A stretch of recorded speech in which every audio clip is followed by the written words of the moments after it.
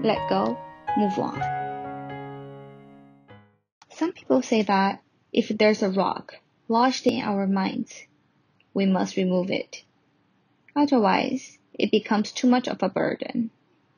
If there is rock blocking the road we are on, we also have to remove it so we can pass. If there's a rock in the yard, we have to put it in the right spot for it to look good. What are the rocks in our minds? Distress, worries, sorrow, depression, and anxiety are all examples. When we are frustrated because we feel we have been wronged, it is worse than carrying any other rocks in our minds. A particular person or a certain situation can also be like a rock. Even money, property, or possessions can become rocks in our minds. If we do not let go of these rocks, they become burdens and life will be difficult. If you think about it, we are really quite strong, always carrying tons of worries in our minds. In addition to these worries, there are also human relations, finances, and the stress of daily life.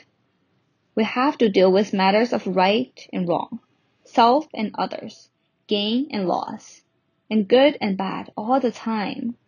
They keep piling high in our minds. No wonder people today wish to learn how to rid themselves of their stress and to let go of rocks in their minds.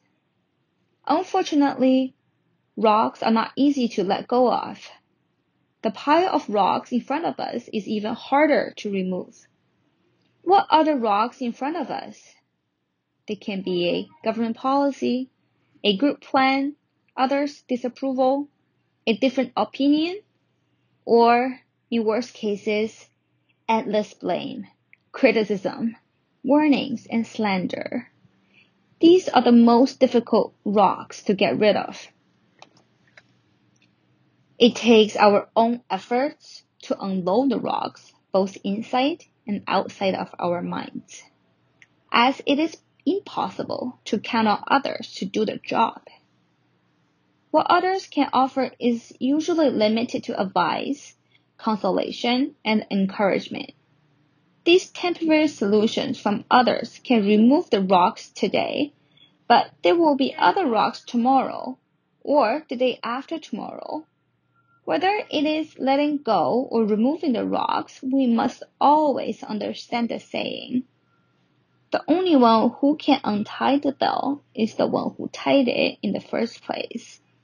Only we can remove our own rocks, and the best way for us to do so is to learn and practice the Dharma. We can remove the rocks with morals, concentration, and wisdom, or breaking them up by practicing the Noble Eightfold Path. If we are dealing with rocks outside our minds, we can apply wisdom and compassion and build relationships to change their nature. When these rocks are changed as such, they will no longer be rocks.